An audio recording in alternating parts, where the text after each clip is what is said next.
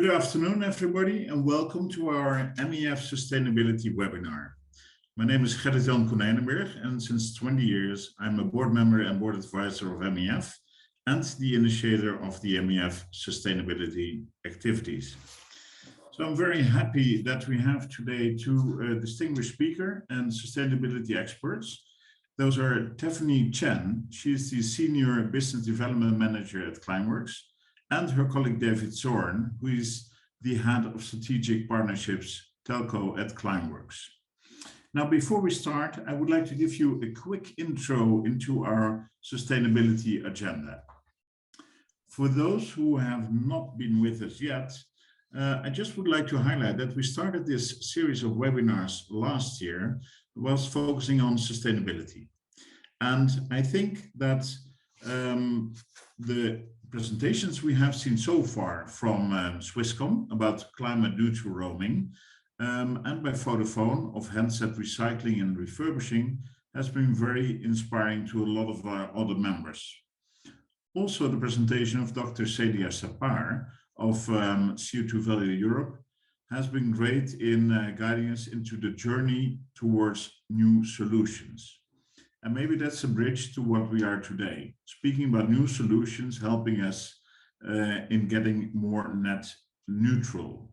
And after these webinars, which we started last year, we published a MEF climate guide.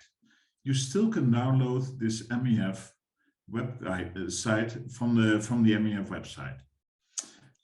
Also, we had our first MEF Sustainability Award in Barcelona, which we will repeat, of course, this year. So stay tuned, because again, the judges from Chapter Zero Brussels, Qualcomm and Pandas will point out who will be the winner for this year's Sustainability Award. Now, today we host our last sustainability webinar before the summer holidays. And we have Climeworks with us today to discuss the role of carbon removal in your net zero strategy. Now, it could be very well that you do not have yet a net zero strategy. However, please stay tuned, because David will have some great and nice ideas for you. And after the summer break, we'll get back to you and host a series of educational webinars. And already now, I would like to invite MEF members to share your experiences and be an inspiration to others. Now, I would like to remind us, why are we having these webinars?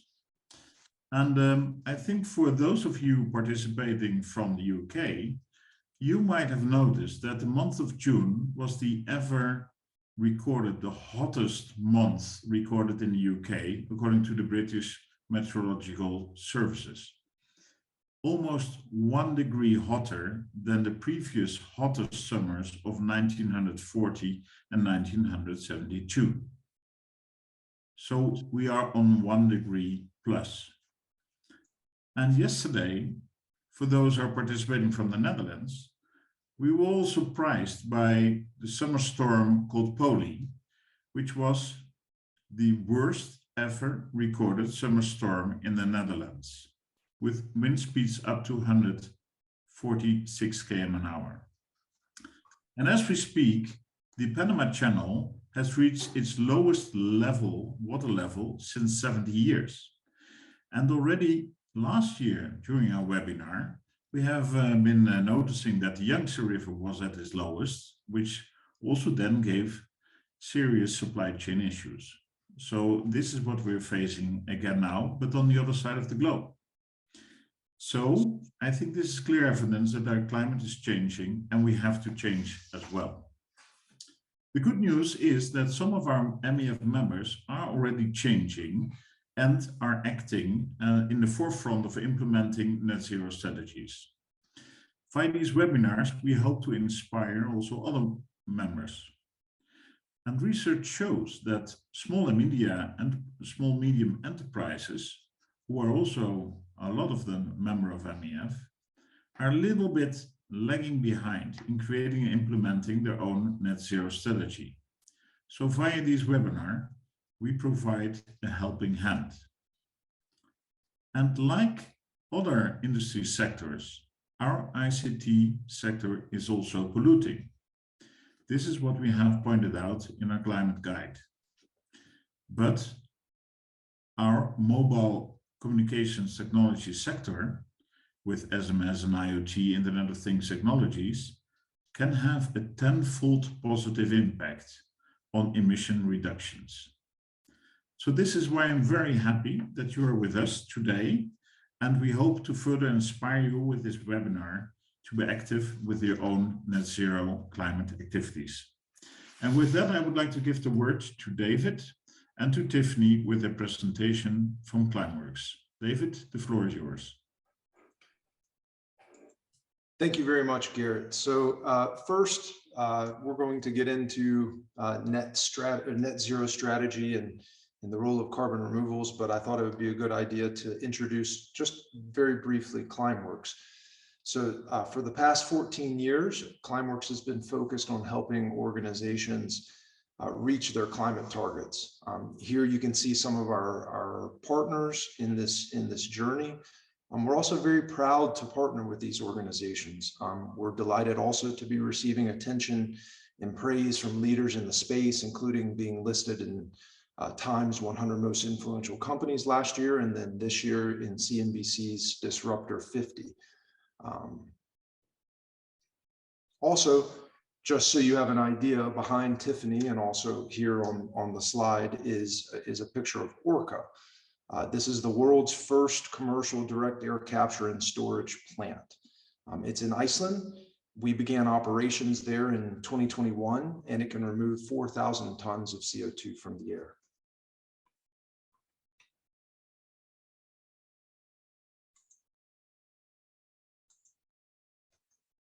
And behind me, and also on the slide right now, this is Mammoth.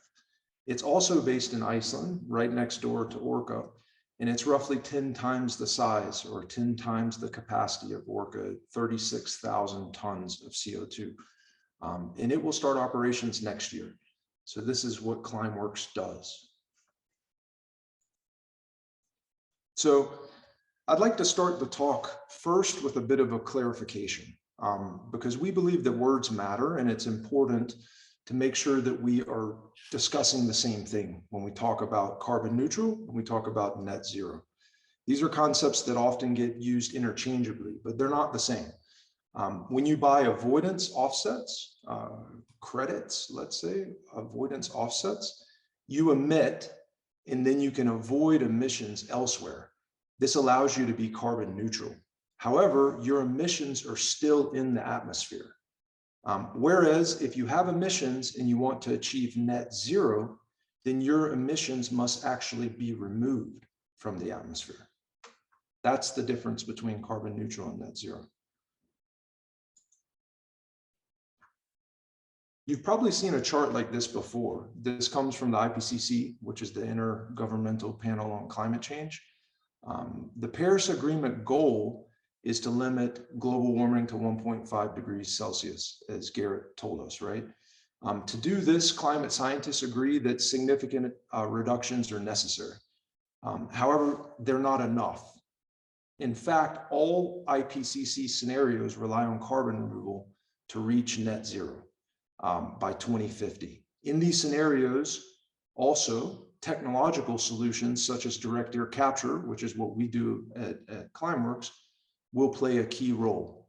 So in its net zero standard for companies, also the Science Based Targets Initiative indicates that across the economy globally, we're going to need emissions reductions of about 90%. And you can see this in this chart. The remaining 10%, however, must be removed. So that's why leading science-based climate strategies for corporations today, they include carbon removal. One of our partners summarizes their net zero strategy as do our best and remove the rest.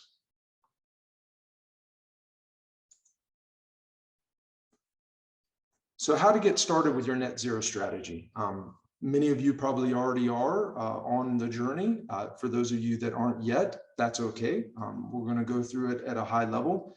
You also could start with the MEF climate guide that Gerrit mentioned. It's very well laid out with a lot of resources for you to start your journey. But I would say, if I had to summarize, then first we need to understand what are our emissions and the concept of scopes. You're probably already familiar, but just in case, scope 1 are your direct emissions from your operations, whereas scope 2 are the emissions from your energy sources. Scope 3 are the emissions from your value chain, and that's your suppliers, your customers, the use of your products and services.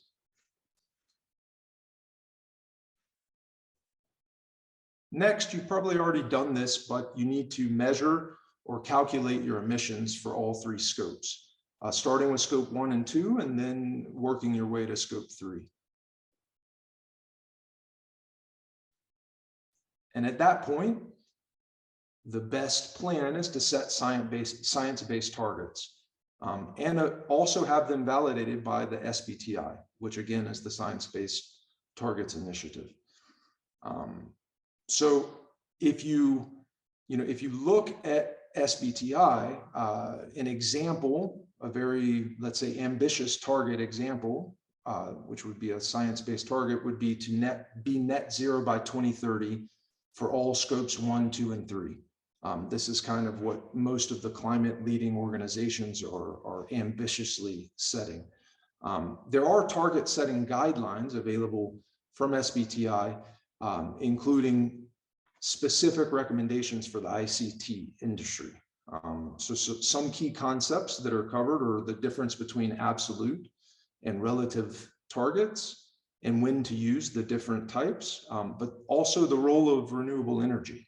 So on a side note, my thinking is that you should definitely look into renewables PPAs or power purchase agreements if you haven't already.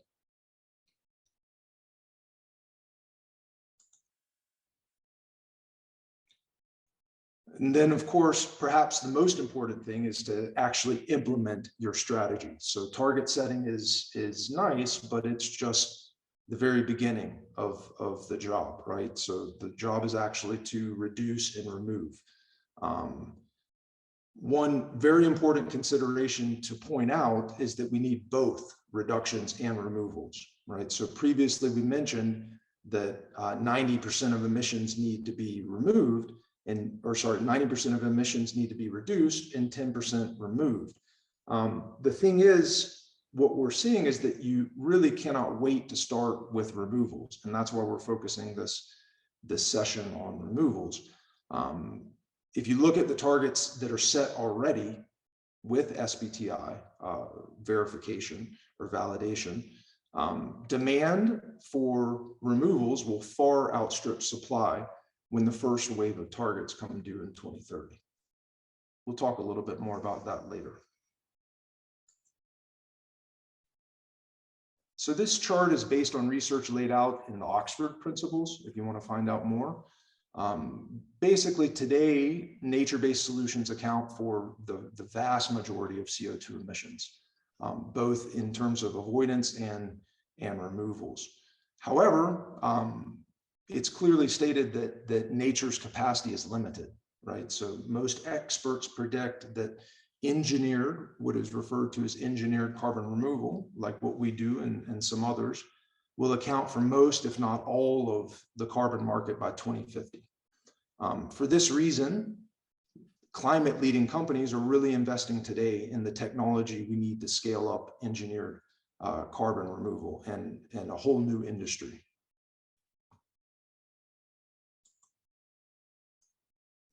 Also, when looking at carbon removal, quality is important. And this is mostly due, in my opinion, to risk. So the higher the quality of the removal, the less risk that you will take on as an organization. We can use Climeworks carbon removal as an example, as I explain a little bit about the characteristics of what goes into a high quality removal. Here you can see actually an image of the basaltic rock with the carbon that we capture from the air stored as the white fillings in the black rock. So if you think of our solution, Turning CO2 into stone is a permanent storage solution, right? So the first element of quality is, what is the permanence?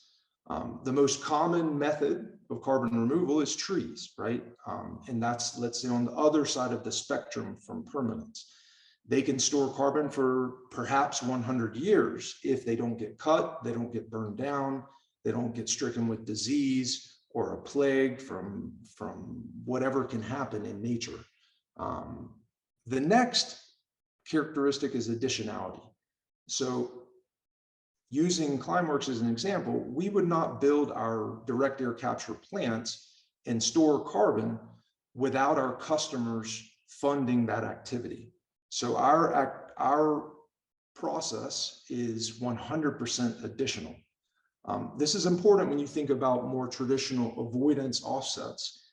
Sometimes it's difficult to know if a forest would have been in danger of being cut down, or even a renewable energy project would have been built anyway without the offset project, right, or the offset credit funding to make that project happen. So in those instances, it's kind of hard to say whether it's truly additional. So following the same logic, some projects are really hard to measure exactly how much CO2 is being stored, right? So people use estimates to try to come up with a number for the amount of storage in these solutions. And we know the estimates can never be 100% accurate, right?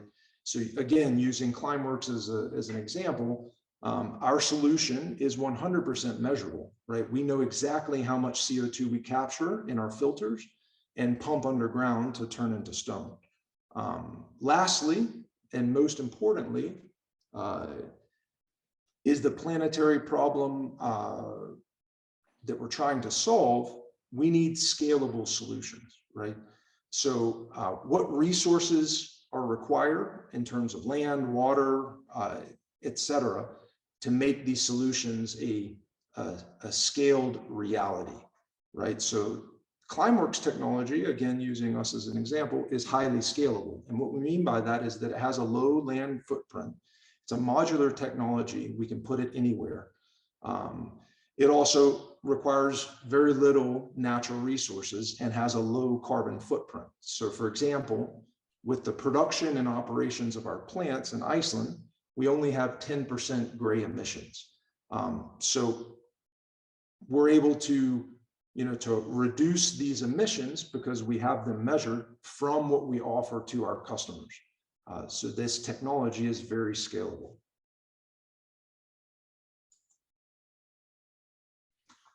But perhaps let's take a step back and take a view from the top, right? There's multiple ways to remove carbon dioxide from the atmosphere, or from, let's say, the global planetary ecosystem. And we need solutions as we possibly can get, because the problem we're solving is huge, right? So coming back to the original argument, let's say, from the IPCC, is that we're going to need to remove between 6 and 10 billion tons or gigatons of CO2 per year by 2050. So the problem, or the opportunity, is very large. So we need all the solutions we can get. We've been discussing, let's say, what we refer to as nature-based solutions and engineered solutions, right? So two solutions that are well developed for commercial use are both afforestation, reforestation, and what is known as BECCS, right? So that's bioenergy with carbon capture and storage. So these are very well developed solutions. However, they kind of have their limitations, right? And so there's land and water use to consider, and environmental impact, and then also really the most important, which is feedstock supply, right? How much supply can these solutions have? How many trees or how much biomass are they able to get over the years as we approach 2050? Then, of course, there's also the questions of permanence, let's say, for the former, and then measurability for the latter. So for these reasons, what we do at direct air capture and storage is is widely considered the most scalable, currently available solution for the long run.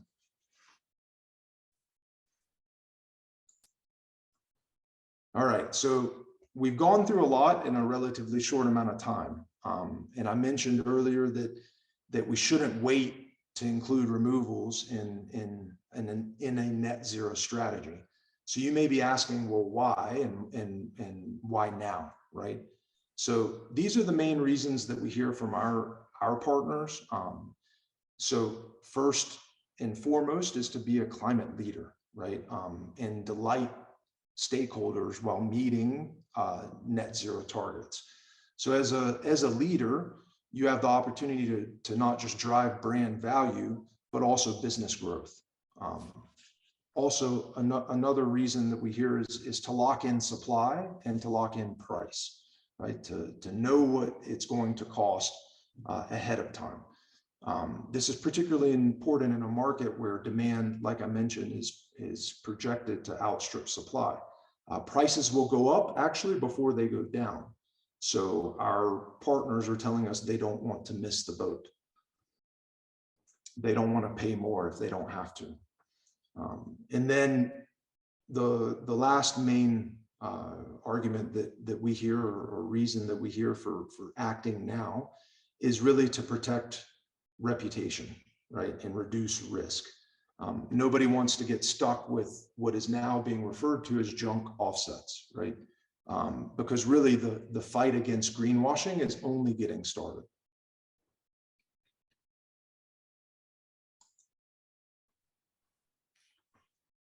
Great. So I also wanted to mention a bit, Gerrit and MEF asked for me to give a little bit of an update on what we did exactly 1 month ago in Zurich. We hosted our 4th annual Direct Air Capture Summit from Climeworks, which included high-level speakers and panels with policymakers, corporate leaders that are focused on carbon removal, top thinkers in the space, and project developers like ourselves and our peers.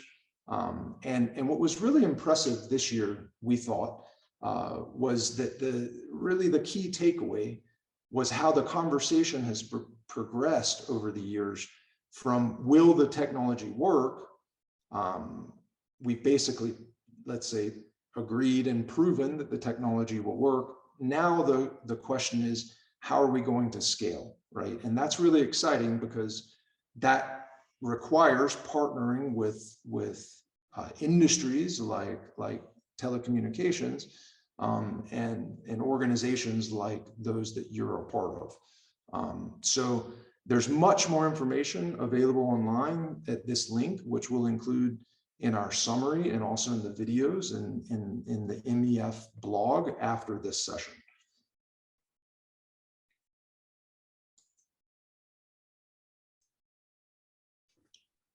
So I wanted to thank you all for your time. I hope it was worthwhile.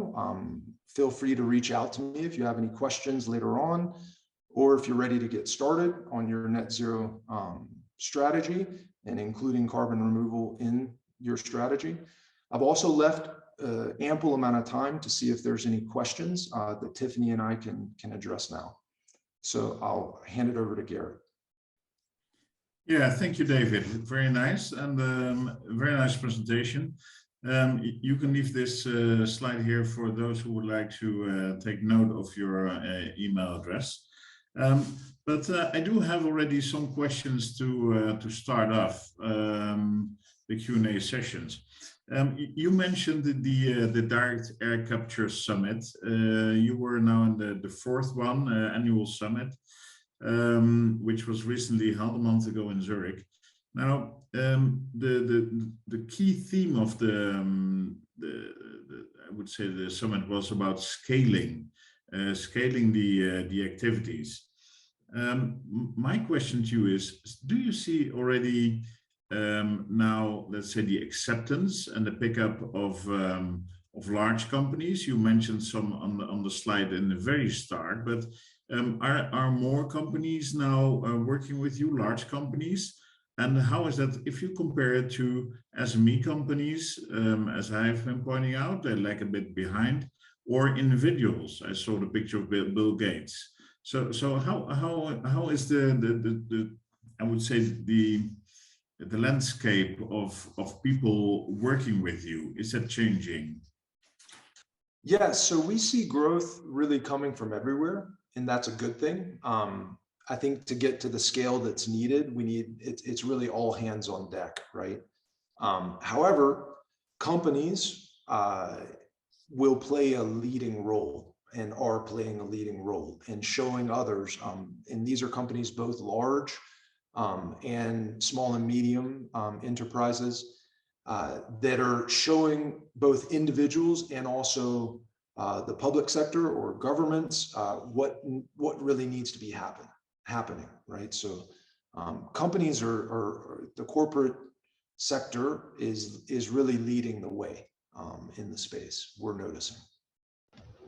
Yeah. Maybe I can also add a few words here. I think a few drivers that we see that's driving also the faster growth within the corporate market is one, I think the leading players within each industry, they see a new opportunity. They're aware that consumers are becoming much more sustainability conscious. So they want to take the proactive steps to show that they are, going one step further by starting with high quality removal. There's also, of course, business opportunity where, recently we published a case study that we did with Mammut, which is a Swiss activewear company. They launched a net zero product line to also drive new, market opportunity, because that's what consumers are demanding. So, of course, with increasing consumer awareness, that's what's driving part of the corporate actions. But additionally, there's also quite a lot of regulatory changes. So you see that happening across airline in particular. They have a hard deadline to commit, as well as, across EU, UK, they are already much more stringent regulations around litigation risk, etc. That's, now quite tough, actually, 4 to 11% of revenue on litigation. So it is also impacting business from a risk perspective. So we're seeing them taking actions both to capture opportunity, but also actively manage risk. Yeah, and there's just a bill introduced in the California legislature, right, on carbon removal. So I think we're seeing a lot of movement, and companies that want to get out in front are actually doing it, right? Yeah, yeah. And to further build on that, on regulation, we see indeed that different sectors are pushing for regulation. But I think there's this difference between the proactive stance a company can take and the reactive one. And Tiffany, if you look at the telco sector, which we are working in, we see some companies, as I mentioned, Vodafone, Orange, the larger companies, Swisscom as well, being very proactive.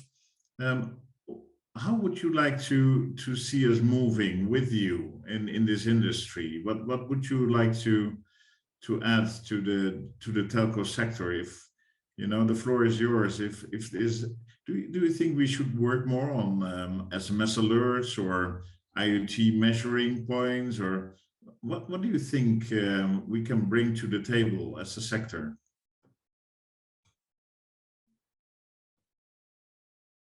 So I believe you lost your audio, Tiffany. You lost your audio. Now? Yeah, perfect. Thank you. Okay, great. It's an interesting question, and what I was going to say is I think it starts with education and knowledge, exactly like what we're doing here right now, because it is a new market and we need to understand on so many levels how the consumers are thinking, what are the regulations specific to each of the industry, and in this case telco. And as I think the earlier and the more proactive one can move, the quicker one can build up knowledge and become expert and leader in this industry, and that will give, whether you're a large business or a small business, an edge, right, in developing the right long-term strategy. And also because implementation of any of these strategy, it's not a work of a few months. It will take more than a year until we figure each company figure out what is the right strategy, what is the right time frame and implementation plan. So it's always better to start moving early. And another key point to also remember, the early movers always also have the advantage of starting to understand within the carbon removal markets who are the better suppliers, start to build relationship with them for future access, right? Because ultimately all of the corporates, they will need carbon removal. And we have also done quite interesting studies, which we can talk about in future sessions on the market demand supply forecast. So the earlier one moves, the earlier one knows how to position himself for the future and have access to higher quality supply of CDR. Yeah, yeah. I would also add, you know, the telco industry has always been focused on technology, right? Innovating, introducing new technologies, building better networks. And so we believe that supporting a technological solution like ours, for instance, to climate change makes a lot of sense for the telco industry. So I think we can meet in the middle around technology. And so I think really the best way to support is to act now, right? Like Tiffany said, like don't wait, you know, get started. And every company will have their own unique challenges and opportunities, and I think that's what we need to be focused on is meeting each telecommunications company where you are, right, and making sure that we have a solution that fits your needs, right, in the markets that you serve and the customers that you serve. Yeah, yeah. By the way, David, can you maybe stop sharing? Then we can see you and Tiffany a bit larger on the screen. And that leading to the next question, I think, Tiffany, you mentioned strategy, and setting a strategy for a company is a time-consuming, cumbersome effort, and also you need budgets to make a change and to launch maybe new products or find new solutions to reduce in scope 1 and 2. But in scope 3, let's say downstream, the usage of the consumer, there's also a lot to be done, I think. Now, I understood that you are working also in master classes with different companies in setting the right strategy. Is there anything, Tiffany, you can share with us what you have seen so far during those master classes, which maybe can be of benefit for the MEF members? This is quite a large topic in terms of how to craft and implement the strategies. Just sharing a little bit the work that we're doing. So internally, we are building a carbon removal academy to build on what now we share the basic 101 of carbon removal, so that, you know, these information around regulation, around what are the best practice around building due diligence, and even to the very practical level knowledge, such as how do you convince internal stakeholders. We're building this knowledge base so that it will become available actually to external corporates, that you can access these information. So that's the first point, again, on education. And what we also do is much more bespoke learning webinar for specific clients of ours. Once they become a client, we can actually tailor as well, so that they can, you know, sustainability manager can share these knowledge with the rest of the company. And in terms of actual learnings, I would say there are a few key things, but given I don't have much knowledge of the knowledge base of the attendees, I would say generally speaking, there are a few things like raising awareness within the entire organization, because in the end, when implementing strategy, that makes sense from a business perspective. You need from C-levels to operational level to ground level people to really understand how this fits into the larger goal. So that's the first point. And raising the awareness and then engaging the right stakeholders in making such decision, because depending on each organization setup, it will have implication on budget. It could have implication on branding, marketing. It could have reputational risk, which then you have to, if you have a risk officer, engage risk officer. So engaging multiple stakeholders early on, so that they are on this journey to understand and set the right strategies. And then maybe David, you can also add some insights on, once the company is actually analyzing and doing due diligence on different supplier of carbon removal solution, maybe you talk to also much more clients, and maybe you can add some best practice that we've learned from clients.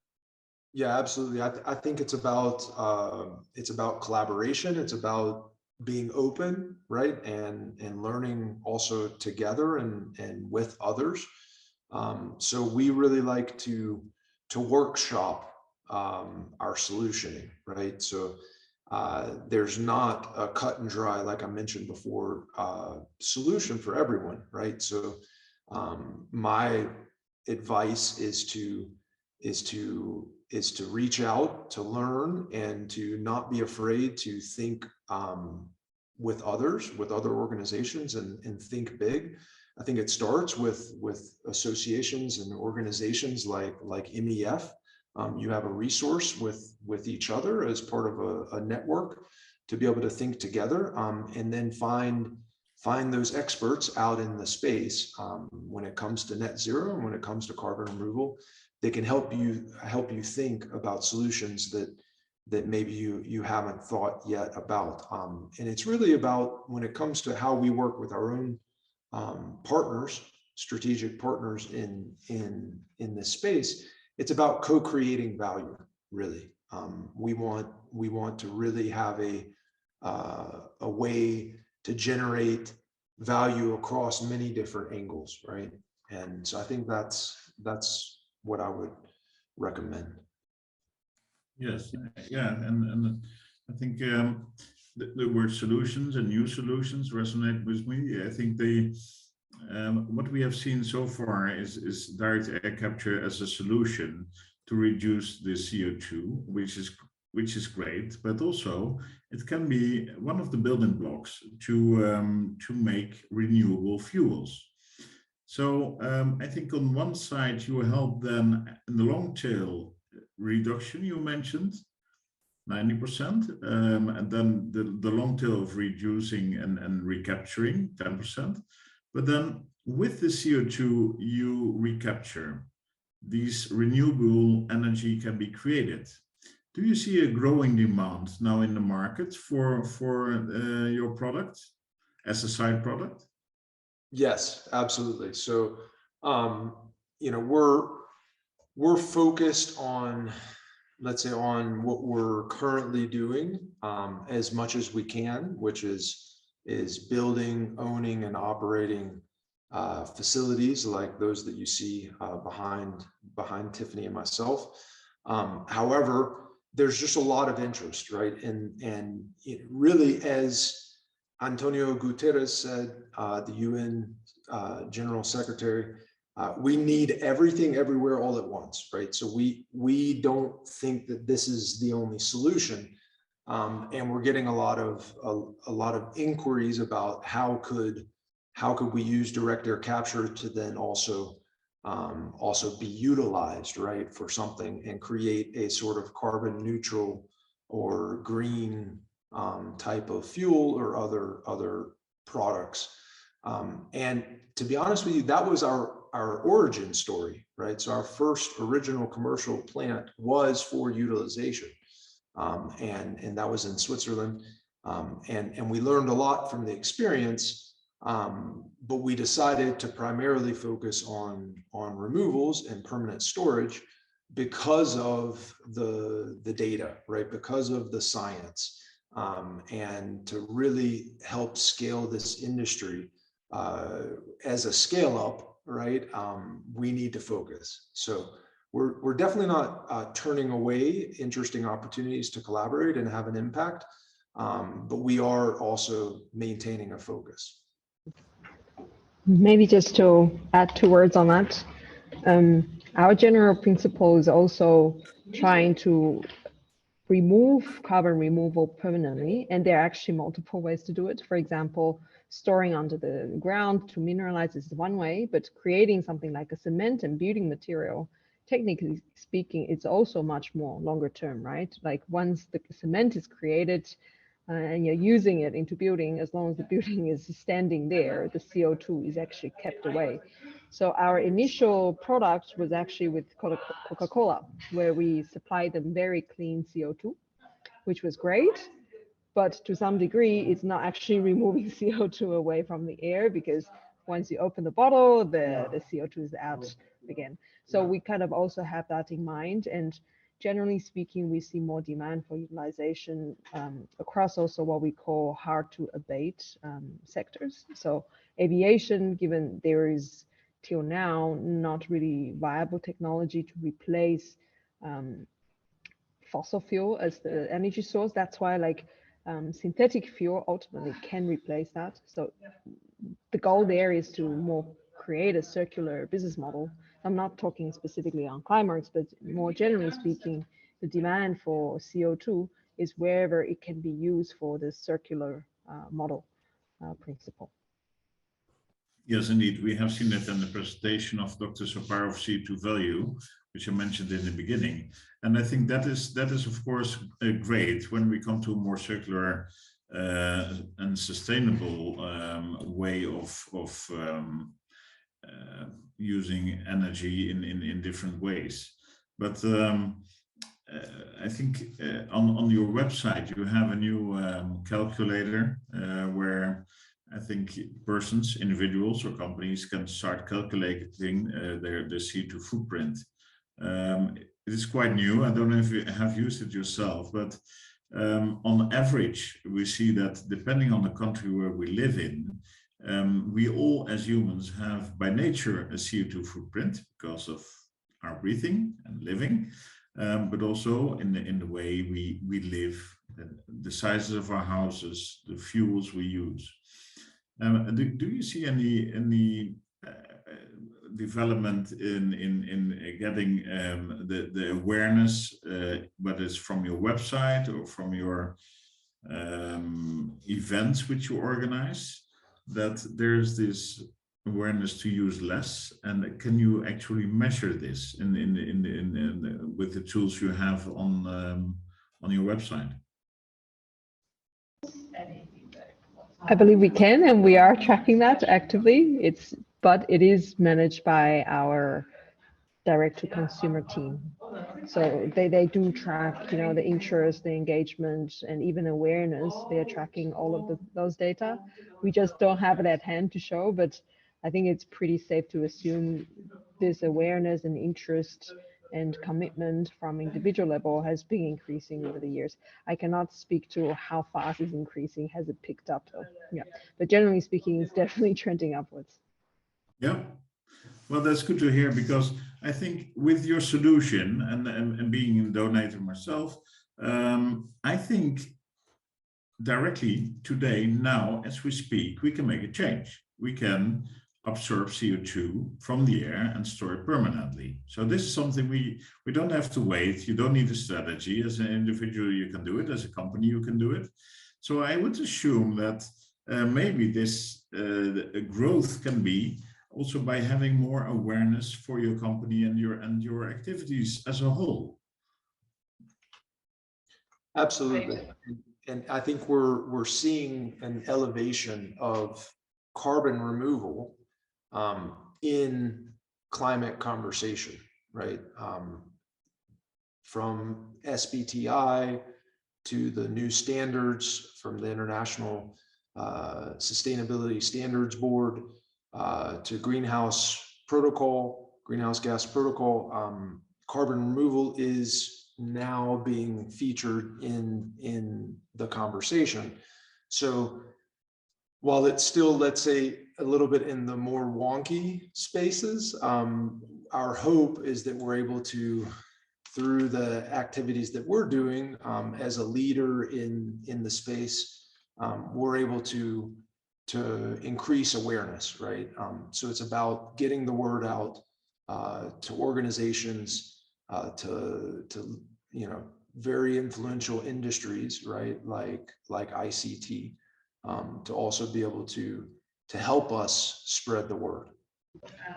Maybe to give some concrete examples of what we're doing on a campaign awareness level with also the end individuals, we actually have within the marketing team, we have someone who's managing strategic partnership. I think that's what they call for individuals. For example, we partner up with Coldplay to offset their tour emission. And of course, when Coldplay was performing, then they had our names next to it. So actually, that's quite interesting. And we often also have people who submit their application to Climeworks purely because of these initiatives that we drive. And now what we're doing much more with corporates, I mentioned Mammoet, but we're exploring with all different sectors of corporates to, beyond helping them offset, we are also exploring how can we think smart to be integrated as part of their product and through their great brand name as well, together drive awareness of the end individuals as well. Yeah. Yeah, exactly. I think a lot of our members have thousands or millions of users of their products, mobile subscribers as an example, and there we can of course see if there can be more joint communication activities to all work together, because I think it's time to get there. Talking about time, I would like to open up the floor for other questions from the participants. Please feel free to put your questions in the chat, and then we can take the questions as they come in.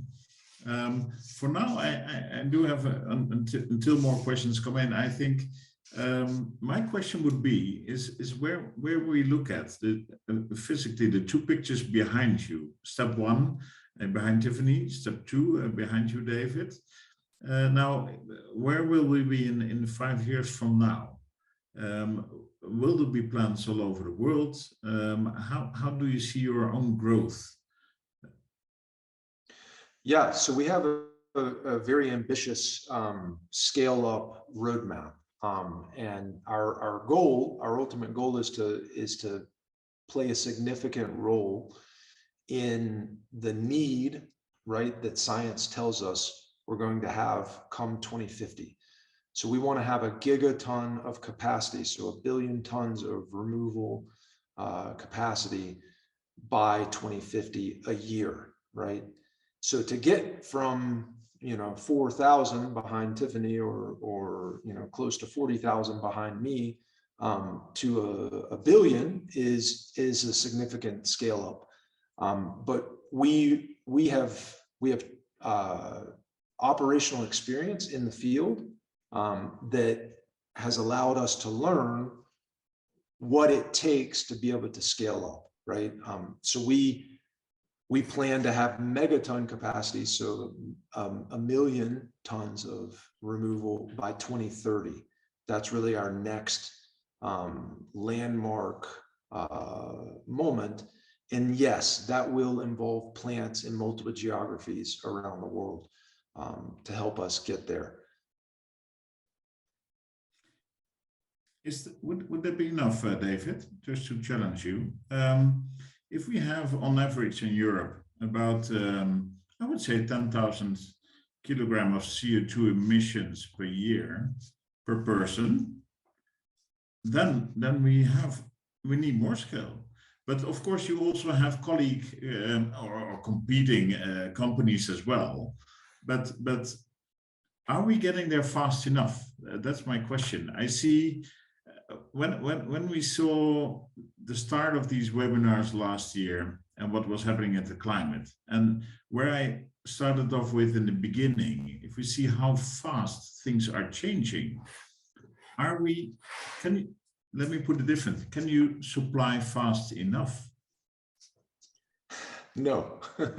So like I said, and Tiffany also alluded to, supply will be outstripped by demand, right? So if you look at the targets, and we have set by corporations of all sizes with SBTI, when targets start coming due in 2030, for instance, there will not be enough supply for the demand. Our goal is to play a significant part of the end game, right? So if we have reduced emissions 90% as a global economy, which is a big if, right?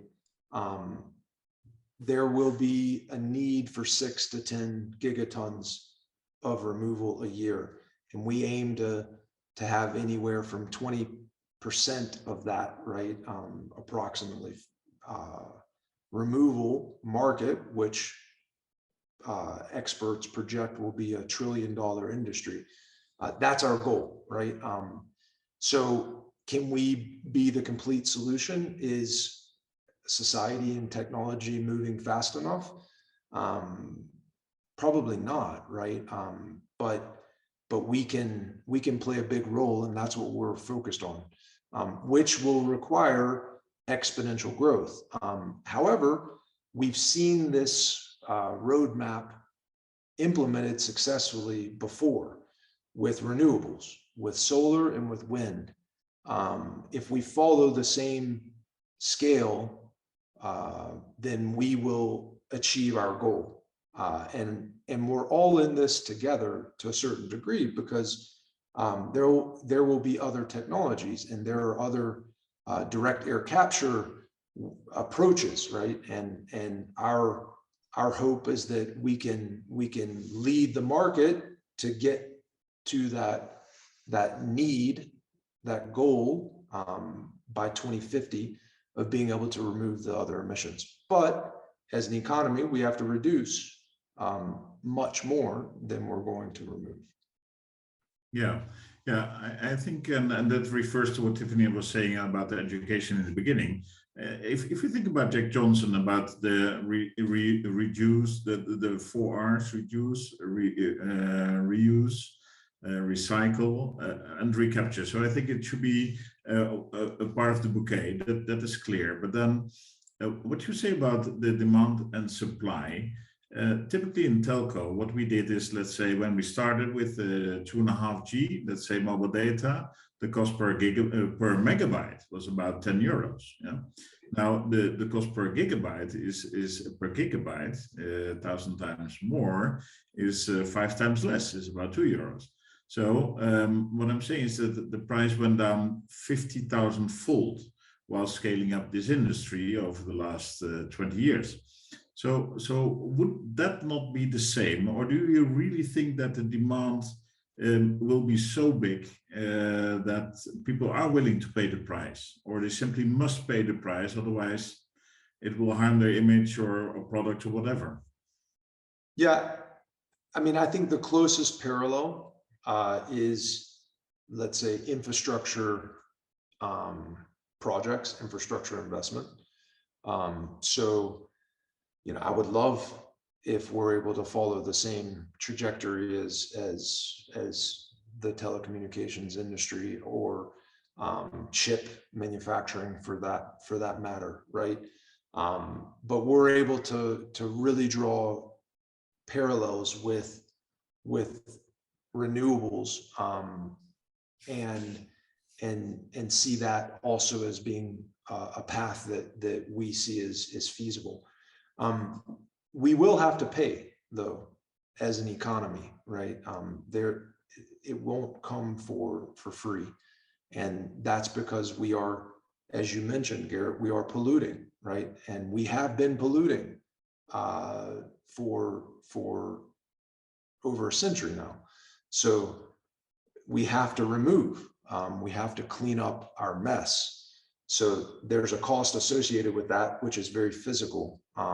And so I think we'll see different ways, different approaches in different geographies and in different industries of how we pay for that piece of the puzzle.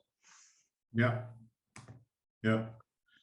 We have a question from Mina. Mina, I will see if I can allow you to speak. I think you can speak if you unmute yourself.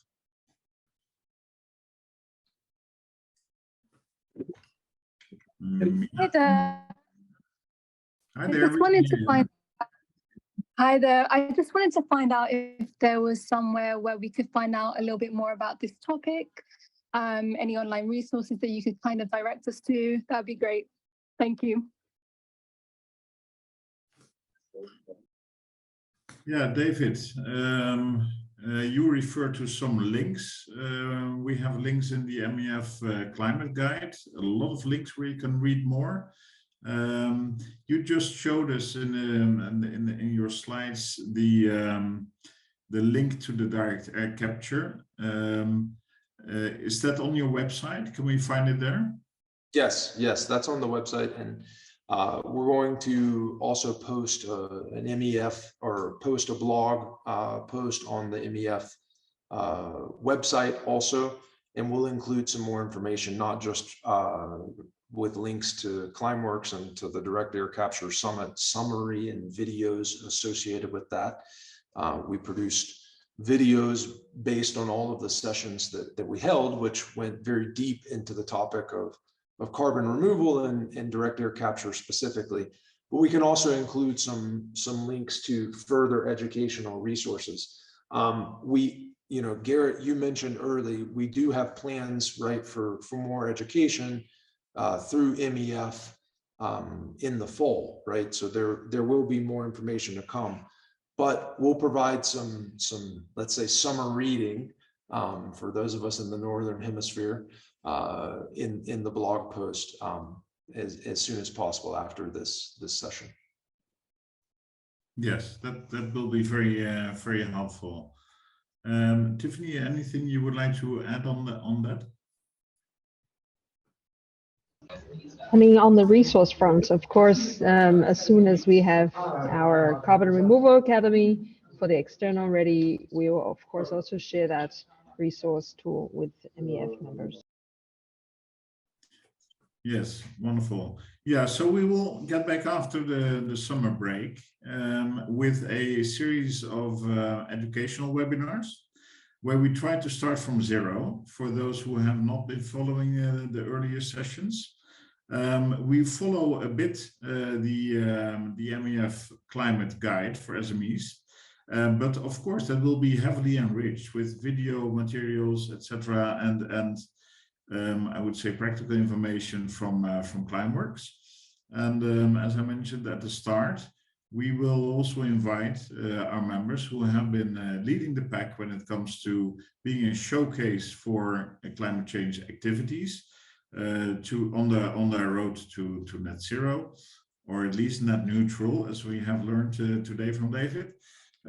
So I think, yes, we will share a lot, Mina, and I think we all in this at the start of a journey, but I hope with this webinar we can speed up the awareness, enrich, I would say, each other by cross-fertilizing the ideas which we have seen so far from our members, and thereafter I would say come into action, and Climeworks could be part of the action plan. So these are more or less, I would say, my closing words. David and Tiffany, I would like to give you the floor with your closing remarks. If there's anything still which we have not discussed yet or touched upon, to share with us, and before we close the webinar for today. Tiffany, anything from your side? I think every step counts, and just starting with joining the session, learning the knowledge, raising the question, that's a great start. So just be curious. I mean, it's a very fascinating space with lots of new technology coming in. So learn about it. They're fascinating. I'm sure David has much more to add. So David. I would just add to that, yes, absolutely, Tiffany. It's get started, right? Don't wait. We can really have an impact. Every individual in every organization can have an impact, and it doesn't take much to get started. Yeah, I fully agree with you. Okay, so since we have no further questions, we close off then the webinar for today. I really thank the both of you for your preparations and your availability for today as experts in the field. And David, you might get some emails because you had your email and phone contact number up there. So I think, and I encourage everybody, if you have questions to see how Climeworks can help you in setting your strategy, please feel free to contact David directly. Don't wait for the webinars after summer. So with having said that, I wish you all a great summer break, not too hot, not too windy, and we hope you're with us again after summer. Thanks to all of you. Bye.